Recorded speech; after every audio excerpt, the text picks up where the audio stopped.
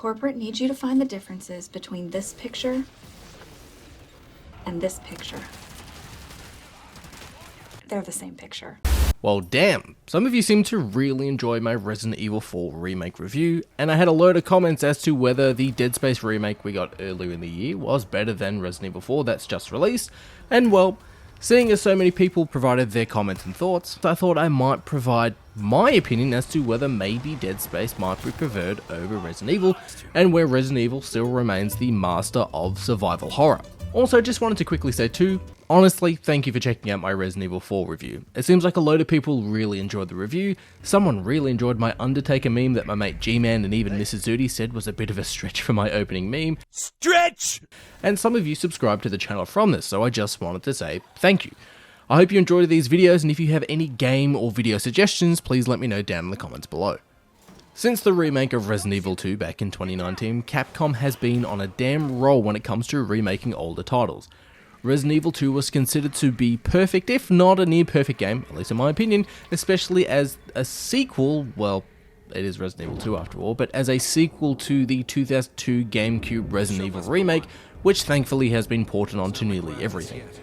Resident Evil 2 was horrifying, entertaining, beautiful, and a great way to introduce new players to a series that may not have looked at it.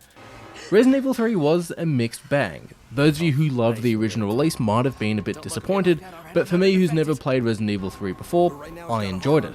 But I found Nemesis to be a bit sidelined in regards to he wasn't a constant looming threat similar to how Mr. X was in Resident Evil 2.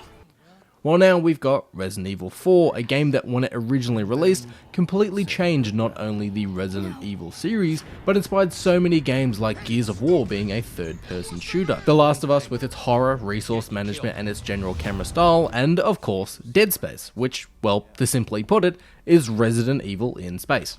And well, speaking of Dead Space, without Resident Evil, we wouldn't have it, but that doesn't mean it's a carbon copy of Resident Evil put in space. Lisa, what's the answer to number 7? Dead Space's overall story, settings and general gameplay is easier to jump into than the Resident Evil series, especially when Dead Space originally released, the remakes weren't out at the time and it was a little hard to jump into the Resident Evil series, at least in my opinion. With that, 2023 has given us 2 fantastic remakes. One that's a complete remake with changes to levels and bosses from what I understand in the comment section of my Resident Evil 4 remake review, and one that's a remake that yes, just gives us a graphical overhaul but has also provided some needed quality of life changes. But let's say you have $50 burning a hole in your pocket and you can only afford one game. What game should you pick? Well, I hope this video helps you decide should you be in that situation, and maybe what game might have a personal, again personal, but potential edge over the other. I'll be breaking down story, gameplay, graphics and some other things to note. But with that though, I'll not have certain aspects leak into the other. So basically, I won't mention story components in the gameplay section, and I'll try to keep it fair. And bear with me as I've not done a video like this before. It's a pleasure to finally make your acquaintance, Mr. Kennedy. Playing a survival horror game without having a gripping narrative is like going for a drive somewhere without knowing where you're going, or going to a shopping centre with no real reason for being there. You'll find yourself just wandering around or driving around with no real purpose before you get bored and go home. Thankfully though, you won't have this problem with either Resident Evil 4 or Dead Space. We'll start with Resident Evil 4 first, seeing as I just covered it and it's a bit more fresh in my mind. Resident Evil 4 follows the Resident Evil remake line where we return as Leon Kennedy, one of the main playable characters from Resident Evil 2. Following the events of Resident Evil 2, Leon is now working with the President of the United States, whose daughter has been kidnapped and is in Spain. So, as Leon, you need to go and rescue her. Upon arriving, you find out that the villagers of the small village, I mean, I guess I could use the word town, but it's more of a village than a town. But anyways, the villagers aren't infected with the iconic T-virus like previous entries in the series, but they're infected with the Las Plagas parasite. Now, just like you'd expect with Resident Evil, the villagers are zombie-like, but they're not actually zombies. But we've also got mutants, a few high-level characters, one of which being a bit like a dictator who, for me, reminded me of Pennywise from It. And as we weave through the story of Resident Evil 4, we'll move through different locations, starting off with the small village, then going to a European castle before wrapping up on an island. And yes, I'll avoid spoilers too, just in case, but you move through different environments as you progress through the story. There are some short fallings though, again, a personal opinion here.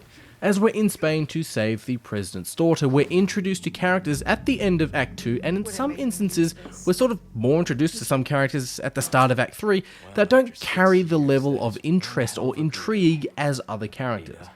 Ramon Salazar, I think, is an interesting character that I rather enjoyed, and without going into really any spoilers, but once you defeat him in the game keeps going with the newer main villains, and I found myself just wishing that they kept him in the game a bit longer.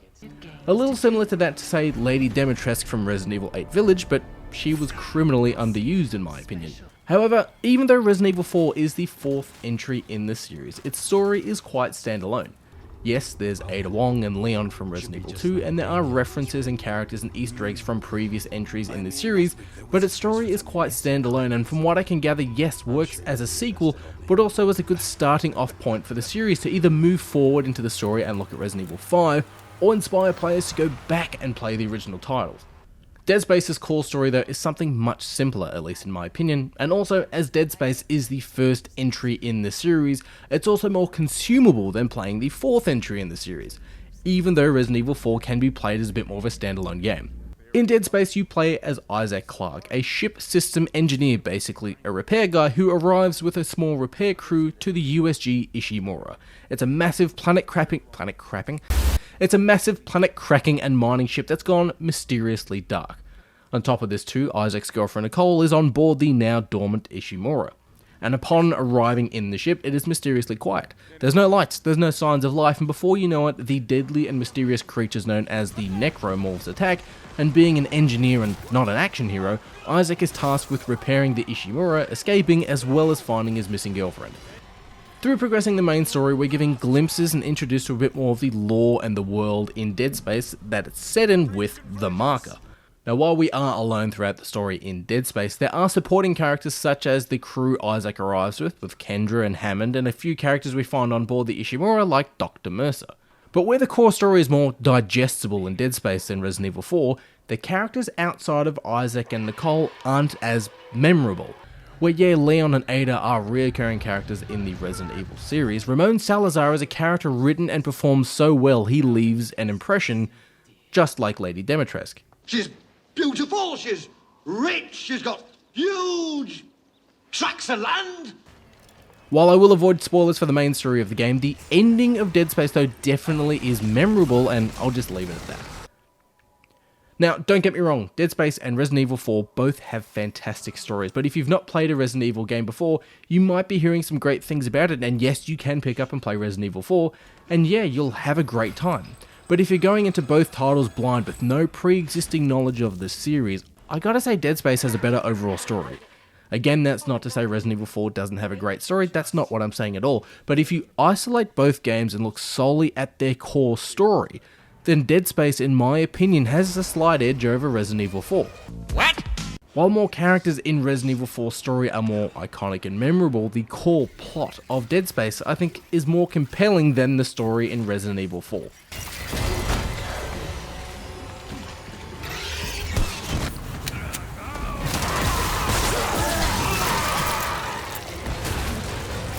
Both Dead Space and Resident Evil 4 are survival horror, while one has a bit more of an action overtone to it, and well, that's given when one of them is inspired by the other. Dead Space and Resident Evil 4 are both third-person survival horror games where you not only need steady aim in some instances, but you also need to manage your resources and perhaps utilize any environmental weapons or devices to potentially assist with taking out either Plagas-infected enemies or Necromorphs, but while the core gameplay is quite similar, the combat is different. Explain how. Resident Evil 4's main enemies with the Plagas-infected villagers or the Plagas-infected cultists, or well, mostly anything in Resident Evil 4, is simple, just aim for the head. Well, duh. Now yeah, you can take out enemies by not exclusively aiming for the head. For example, you can try and stun them with a headshot, or shooting them in the chest, or shooting them in the legs, and then go in with the knife and take them out that way, or do a sweet roundhouse kick to the face, because that might do the trick as well. And that's the thing too with the Plagas in comparison to say zombies, where at least from memory, headshotting a zombie is the only way to really take out the zombies, or just, completely blow them up. But you'll get the Plagas parasite mutating the host's body when they've taken too much damage to their head, with the parasite exploding from the neck hole and rushing towards you, giving you a bit of a random variable when in combat. There's also a variety of monsters in Resident Evil 4 with the standard infected villagers or the cultists. Then there's military-esque infected faction along with that. There's infected dogs, there's giant insects, there's the regenerators, there's the Plaga spider enemies. There are those blind torture monster things, which I'm not even going to try to pronounce. Garada? I tried. Resident Evil 4 though has a pretty decent variety of special enemy variants, and in some instances too, the villagers can be dead quiet during combat to the point where you don't know if there's anything behind you. Thankfully, Resident Evil has a quick turn button allowing you to quickly flip around to check if there is anyone coming up from behind you. The variety of locations visited to in Resident Evil 4 also complement the enemy variants you'll be facing off against. In the village, you'll be going against villagers. In the castle, you have the cultists. On the island, you have a bit more buff style of enemies, with varying special enemies like this entry's version of the Nemesis a bit, with the chainsaw enemies. So sort of depending on where you are in the campaign, sort of depends on what variants you're facing off against.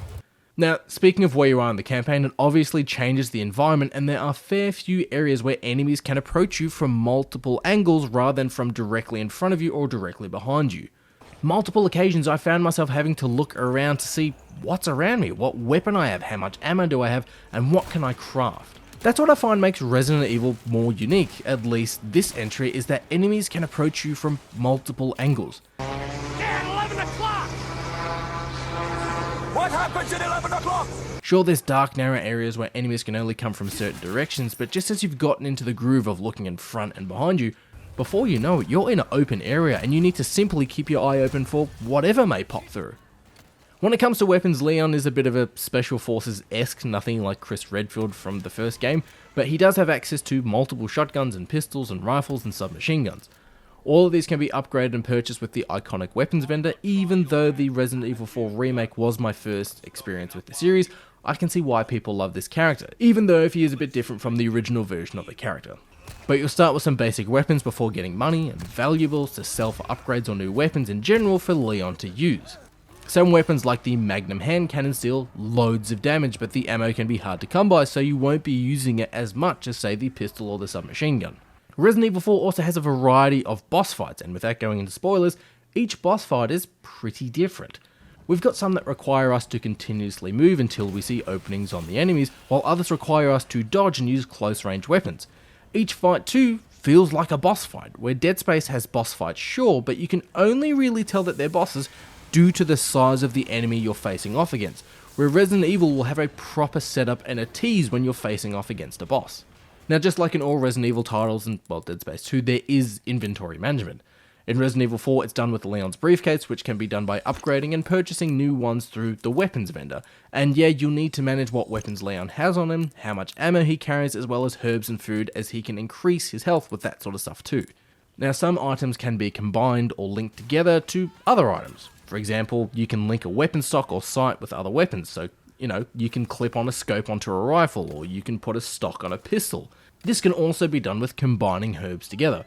Merging a green herb and a red herb will give you basically a full heal herb, where if you put a yellow herb in that as well, it'll give you a full heal as well as increasing your total health pool.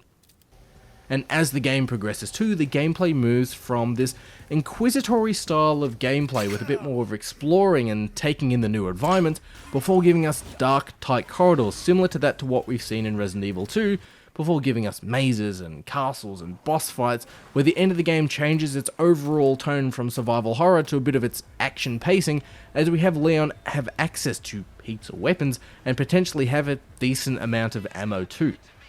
So in that instance, Resident Evil 4 I feel grows with the player. As you start to get used to open environments and creepy villages, you will then go into a new environment and you'll have to deal with a new enemy to face off against, changing the overall gameplay feel. So, at least in my opinion, the player is never getting comfortable. And in Act 3, where there is a bit of the action overtone to it, it slaps you in the face with a few horror moments here and there that had me frozen in terror a few times.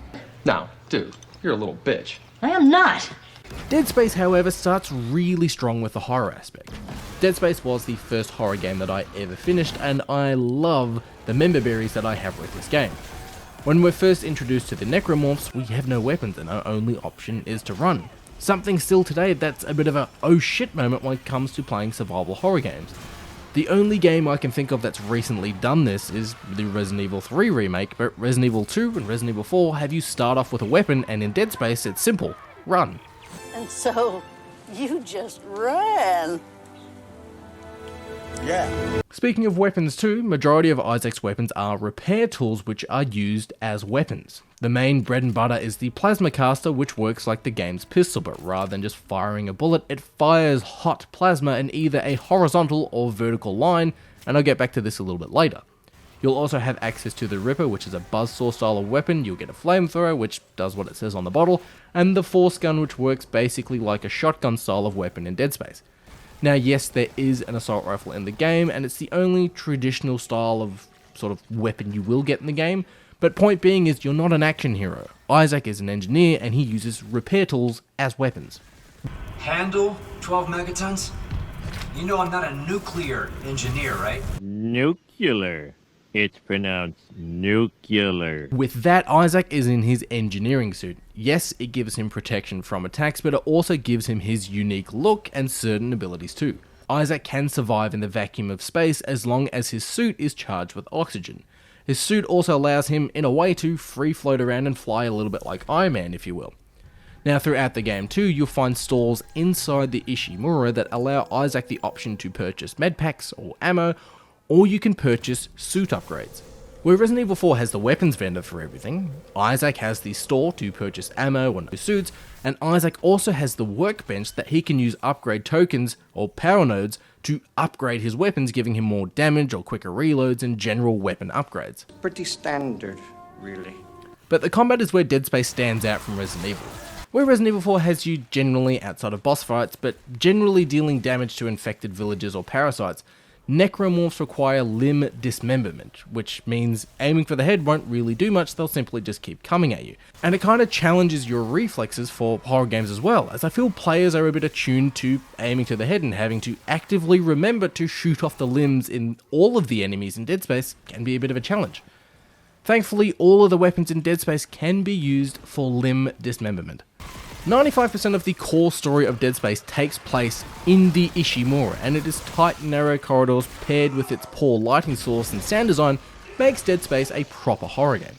But while a lot of the game is based inside the massive ship of the Ishimura, that has you go through nearly every aspect of the ship, you'll find yourself through multiple two-directional corridors. The first few times moving through these, the atmosphere is fantastic, and necromorphs popping out nearby vents and jump-scaring you really gets you at first. But as the game continues, I found myself desensitized from necromorphs constantly popping out. Walking down corridors, I found myself aiming at vents as I approached them, and when one popped out, I knew it was there. Where Resident Evil 4 changes the environment as the players start to become a bit accustomed to the environment and to the enemies, and before you know it, you're facing off against a boss, you've got some new enemies, you're in a new location, and you're having to readjust to what is happening. Yes, Dead Space has the same, sure, there are bosses here, but just like some of the supporting characters, they don't stand out as much as the Resident Evil boss fights or the side characters. There are some comparisons when looking at some of the enemy types like the Regenerator and the Hunter, which both do the same thing of basically filling the player, or at least me when I played it, with fear.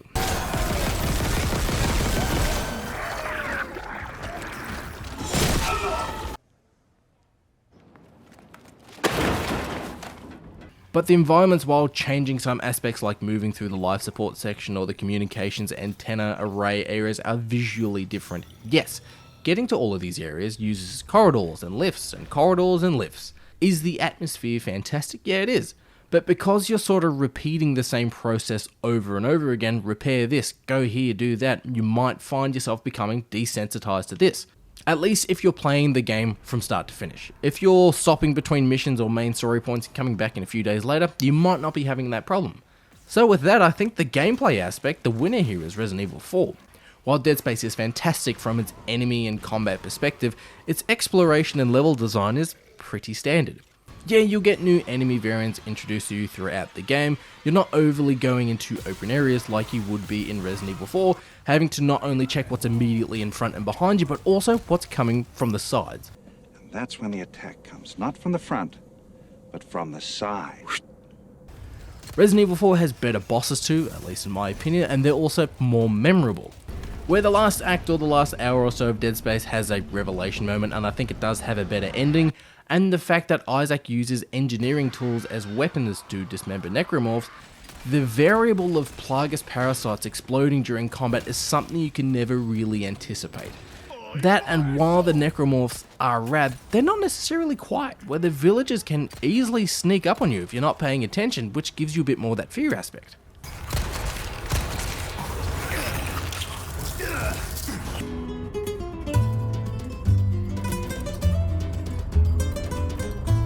Well, the last couple of categories are just overall personal opinions, which I guess was what this whole video is anyways, but when it comes to graphics, Dead Space and Resident Evil both look fantastic. There's no denying that. And what game looks better is entirely up to you. For me though, the lighting, the attention to detail, the atmosphere, and well, the overall feeling of horror and isolation, I think has to go to Dead Space in my opinion. What did that thing do to you? Help me get him to the Kelly. Mercer, wait. Tell me. I want to understand. What is convergence? Sound design is another personal one. It's kind of split in two though as well. The music and the score of Resident Evil 4 is better than that of Dead Space. The opening cutscene and music of Leon in the car on the way to the village in Spain immediately set the scene for me that, hey, this isn't the Resident Evil game that you might be expecting, and, well, it wasn't. So the musical score here, Resident Evil is the winner. Why did you come to this horrible place? As close to no. However, in-game sound design, the sound while playing the game outside of the music, Dead Space has that in the bag. We hear Isaac stomp around the isolated and cold Ishimura, the instant burst and shock value of a necromorph smashing through the vent in front of you.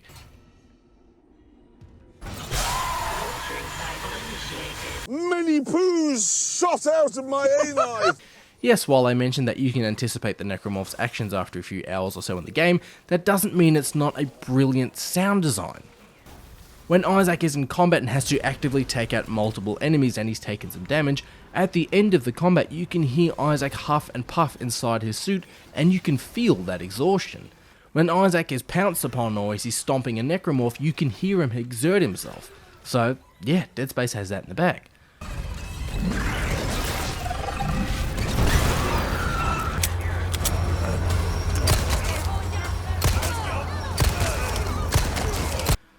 But what about replayability? One of the main things with survival horror games, especially Dead Space and Resident Evil 4, is it is a single player experience. There is no co-op, so replaying the same mission or story again for some people might not be their preferred thing.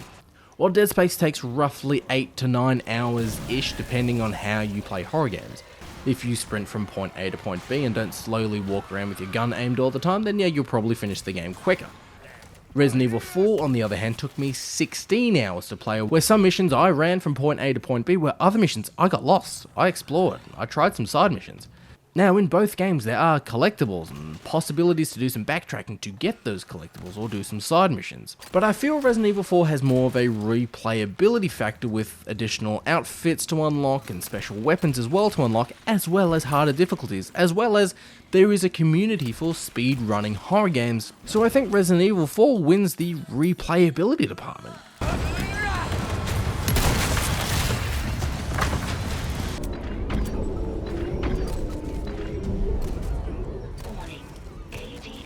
Well, besides story, gameplay, graphics, sound, music, and replayability, what else is there?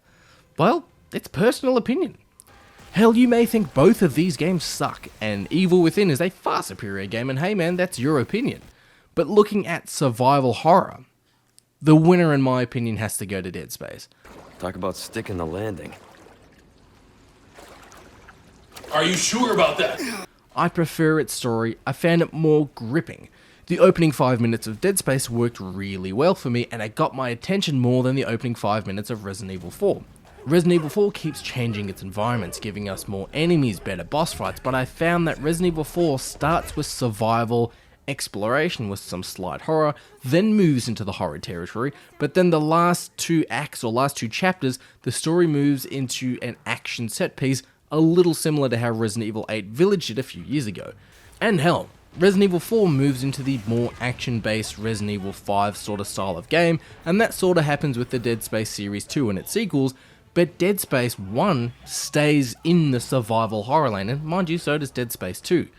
But if you said Dead Space Remake versus the Resident Evil 2 remake, there is no competition there when it comes to what's the best survival horror game. So if you're stuck in a situation where you have $50 burning a hole in your pocket and you can only pick one, my opinion is check out Dead Space. But shop around, look for some sales, get Dead Space, and whatever money you save from getting a deal, put that money aside for Resident Evil 4, because both of these games are fantastic. I don't give scores or anything like that in my videos, but if I did the difference between the two games as a score, it'd be so small, it'd be inconsequential for most people. But you, what's your thoughts? Why is Resident Evil 4 better than Dead Space? Why is the Ishimura a better setting than A Village in Spain? Is Event Horizon a good movie? Can we get a Warhammer game like Dead Space? What Resident Evil game should be remade next? All of these questions for you to give your thoughts below. But whatever your thoughts about Dead Space or Resident Evil, always remember to play with each other and play with yourself.